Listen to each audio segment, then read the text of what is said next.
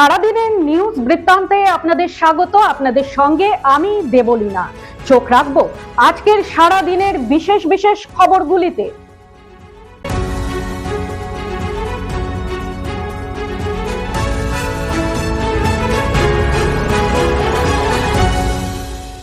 সারাদিনের নিউজ বৃত্তান্ত নিবেদন করছেন পেন জুয়েলার্স, সোনা যা সর্বক্ষণের।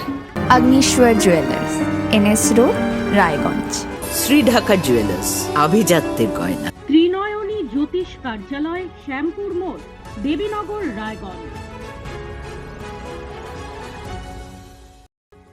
রায়গঞ্জ শহরের অন্যতম ব্যস্ততম এলাকা ইউনিভার্সিটি মোড়।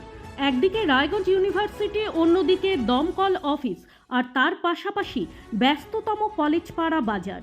এই এলাকাতেই রাস্তার অবস্থা বেহাল।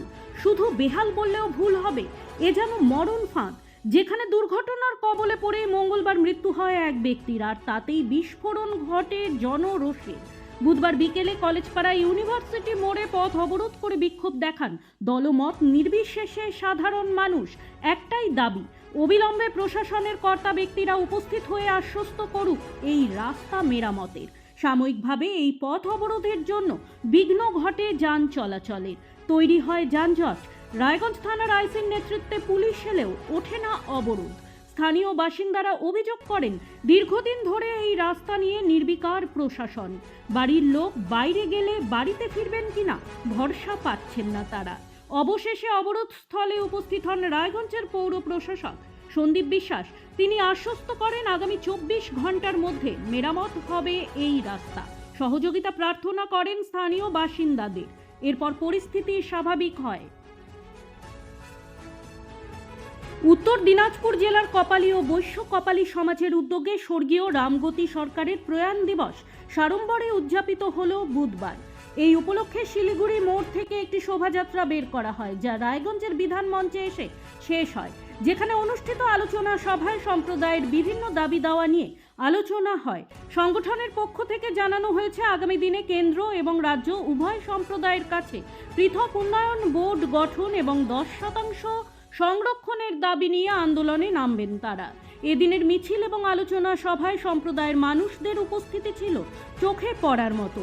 কপালী ও বৈশ্য কপালী সমাজের মানুষেরা মূলত কৃষিজীবী শ্রেণীর অন্তর্ভুক্ত এবং পাট উৎপাদনে পারদর্শী। ভারতের পশ্চিমবঙ্গে কপালীদের অন্যান্য অনগ্রসর জাতি শ্রেণীর তালিকাভুক্ত করা হয়েছে।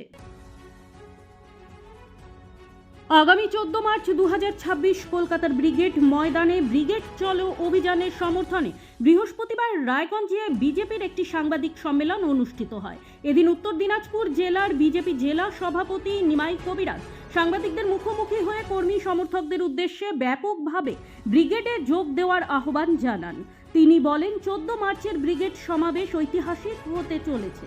জেলার প্রতিটি প্রান্ত থেকে কর্মী ও সমর্থকদের নিয়ে আমরা কলকাতায় যাব মানুষের দাবি ও অধিকার তুলে ধরতে এই ব্রিগেড সমাবেশ। এই সাংবাদিক সম্মেলনে উপস্থিত ছিলেন দলের প্রাক্তন জেলা সভাপতি বিশ্বজিৎ লাহিড়ী। তিনি বলেন, জেলার বিভিন্ন ব্লক থেকে ইতিমধ্যেই প্রস্তুতি শুরু হয়ে গিয়েছে এবং হাজার হাজার মানুষ এই কর্মসূচিতে যোগ দেবেন বলে আশা করা হচ্ছে। এছাড়াও এদিনের প্রেস মিটে উপস্থিত ছিলেন ইউনিভার্সিটির প্রফেসর সঞ্জীব নস্কর। তিনি ব্রিগেড সমাবেশের তাৎপর্য ব্যাখ্যা করে বলেন, সমাজের বিভিন্ন স্তরের মানুষের অংশগ্রহণে এই সমাবেশ একটি গুরুত্বপূর্ণ বার্তা দেবে। প্রেস মিটে সংগঠনের অন্যান্য নেতৃবৃন্দ ও কর্মীরাও উপস্থিত ছিলেন।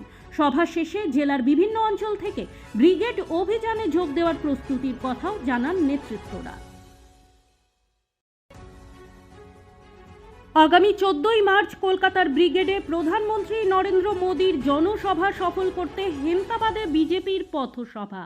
বুধবার বিকেলে হেমতাবাদের পুরনো বাসস্ট্যান্ডে নেতাজি মূর্তির পাদদেশে পথসভা করে বিজেপির হেমতাবাদ 2 নম্বর মণ্ডল নেতৃত্ব। বিজেপির হেমতাবাদ মণ্ডল সভাপতি বিপ্লব সরকার, 2 সাধারণ সম্পাদক মলয় কুমার দাস, মিন্টু রায়, যুব মোর্চার সভাপতি সুজিত কুমার শীল সহ অন্যান্যরা উপস্থিত ছিলেন এদিনের কর্মসূচিতে। বিকশিত পশ্চিমবঙ্গ গড়ার লক্ষ্যে, নারী সুরক্ষার লক্ষ্যে এই জনসভায় উপস্থিত হয়ে তৃণমূল সরকারকে উৎখাত করার আহ্বান জানান বিজেপির হেমতাবাদ মণ্ডল সভাপতি বিপ্লব সরকার।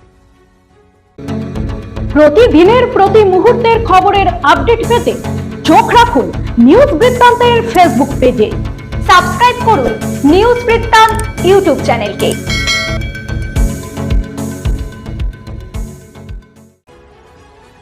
তেল পাইপলাইনের নিরাপত্তা ও দুর্ঘটনা মোকাবিলায় সাধারণ মানুষকে সচেতন করতে লেভেল 3 ফায়ার মক ড্রিল ও গ্রাম্য সচেতনতা শিবিরের আয়োজন করল অয়েল ইন্ডিয়া সংস্থা। বুধবার ইসলামপুর থানার গুঞ্জুরিয়া গ্রাম পঞ্চায়েতের দক্ষিণ অলিগঞ্জ প্রাথমিক বিদ্যালয়ের পার্শ্ববর্তী মাঠে এই সচেতনতা শিবির অনুষ্ঠিত হয়। জানা গেছে, এলাকার মাটির নিচ দিয়ে অয়েল ইন্ডিয়ার তেলবাহী পাইপলাইন গিয়েছে। সেই পাইপলাইন থেকে তেল লিক হওয়া বা তেল চুরির মতো ঘটনা ঘটলে কিভাবে সতর্ক থাকতে হবে এবং কি করণীয় সেই বিষয়ে সাধারণ মানুষকে সচেতন করতেই এই কর্মসূচির আয়োজন করা হয়। একটি সচেতনতামূলক নাটকের মাধ্যমে উপস্থিত গ্রামবাসীদের পুরো বিষয়টি বিস্তারিতভাবে বোঝানো হয়। উত্তর দিনাজপুর জেলার সোনারপুর অয়েল ইন্ডিয়া সংস্থা ও রাঙ্গাপানি ডিভিশনের যৌথ উদ্যোগে এই শিবির অনুষ্ঠিত হয়। শিবিরে উপস্থিত ছিলেন অয়েল ইন্ডিয়া সংস্থার আধিকারিক ও অন্যান্য কর্মীরা। এছাড়াও উপস্থিত ছিলেন গুঞ্জুরিয়া গ্রাম পঞ্চায়েতের প্রধান মোহাম্মদ হুদা, উপপ্রধান দুঃখীরাম মণ্ডল, দক্ষিণ অলিগঞ্জ প্রাথমিক বিদ্যালয়ের প্রধান শিক্ষিকা মৌসুমী বিশ্বাস সহ বিদ্যালয়ের অন্যান্য শিক্ষক শিক্ষিকা সহ স্কুলের ছাত্র ছাত্রীরা এবং এলাকার বহু সাধারণ মানুষ। এই সচেতনতা শিবিরে গ্রামবাসীদের মধ্যে নিরাপত্তা বিষয়ে বিশেষ বার্তা পৌঁছে দেওয়া হয়। আদিবাসী সমাজের মাঝি, হারাম, মোড়ল ও ধর্মীয় গুরুদের সম্মান জানাতে বিশেষ উদ্যোগ নিলেন ইটাহারের বিধায়ক মোশাররফ হোসেন। মঙ্গলবার ইটাহার পথসাথী সভা হলে আয়োজিত অনুষ্ঠানে ব্লকের বিভিন্ন এলাকার আদিবাসী সম্প্রদায়ের বিশিষ্ট ব্যক্তিদের সম্বর্ধনা জানানো হয়। এদিন তাদের হাতে নানা উপহার তুলে দিয়ে সম্মান জানানোর পাশাপাশি আদিবাসী উন্নয়নে রাজ্য সরকারের বিভিন্ন উদ্যোগের কথাও তুলে ধরেন বিধায়ক। তিনি জানান, আদিবাসী সমাজের উন্নয়ন ও মর্যাদা রক্ষায় সরকার প্রতিজ্ঞাবদ্ধ। তপশিলি জাতি ও উপজাতি সম্প্রদায়ের মানুষের সঙ্গে সরাসরি যোগাযোগ বাড়াতে এবং সরকারের বিভিন্ন উন্নয়নমূলক প্রকল্পের কথা মানুষের কাছে পৌঁছে দিতে বুধবার ইটাহার বিধানসভায় আনুষ্ঠানিকভাবে উদ্বোধন করা হলো তপশিলি সংলাপের বিশেষ প্রচার গাড়ি। ইটাহারের বিধায়ক মোশাররফ হোসেনের হাত ধরে এই গাড়ির শুভ সূচনা হয়। জানা গেছে, আগামী দিনে এই বিশেষ প্রচার গাড়ি ইটাহার বিধানসভার বিভিন্ন গ্রাম ও এলাকায় ঘুরে তপশিলি জাতি ও উপজাতি সম্প্রদায়ের মানুষের সঙ্গে সরাসরি সংলাপ করবে। পাশাপাশি রাজ্য সরকারের পক্ষ থেকে তাদের উন্নয়নের লক্ষ্যে যে সমস্ত প্রকল্প ও উদ্যোগ নেওয়া হয়েছে সেই সব তথ্য ও উন্নয়নের চিত্র সাধারণ মানুষের সামনে তুলে ধরা হবে। বুধবার দুপুরে রায়গঞ্জে ওরিয়েন্ট চ্যারিটেবল সোসাইটির উদ্যোগে অনুষ্ঠিত হলো একটি প্রতিবন্ধীদের জন্য সহায়ক যান বিতরণ শিবির। এতে উত্তর দিনাজপুর, দক্ষিণ দিনাজপুর, মালদা, আলিপুরদুয়ার সহ বিভিন্ন জেলার 50 জনের বেশি বিশেষভাবে সক্ষম মানুষেরা এই যন্ত্র পান। বিশ্ব বাংলা প্রতিবন্ধী সমিতির সদস্যরাও এদিনের অনুষ্ঠানে সহযোগিতার হাত বাড়িয়ে দেন। এতে উপস্থিত ছিলেন সোসাইটির সদস্য বিপ্লব ঘোষ, নন্দিনী ঘোষ, সোনা দেবী, গৌর সরকার সহ অন্যান্য সদস্যরা। বিধানসভা নির্বাচনের আগে চোপড়ায় তৃণমূল শিবিরে ভাঙন। শাসক দলের দুর্নীতির প্রতিবাদে তৃণমূল ত্যাগ করে বিজেপিতে যোগ দিলেন মাঝিয়ালি গ্রাম পঞ্চায়েতের সুইগঞ্জ বুথের বর্তমান সদস্য চন্দন দাস ওরফে ভীম। বুধবার চোপড়ার কালাগঞ্জ এলাকায় বিজেপির ব্লক দলীয় কার্যালয়ে একটি অনুষ্ঠানের মাধ্যমে গেরুয়া শিবিরে নাম লেখান তিনি। জানা গেছে, বিজেপির চোপড়া 2 নম্বর মণ্ডল কমিটির সভাপতি নিত্য পালের নেতৃত্বে এই যোগদান। নবাগতের হাতে দলীয় পতাকা তুলে দিয়ে তাকে স্বাগত জানান বিজেপি নেতৃত্বরা। চন্দন দাসের পাশাপাশি আরও বেশ কয়েকজন এদিন বিজেপিতে যোগদান করেন। এদিন চন্দন দাসের যোগদানকে কেন্দ্র করে যথেষ্ট উৎসাহিত বিজেপি নেতৃত্ব।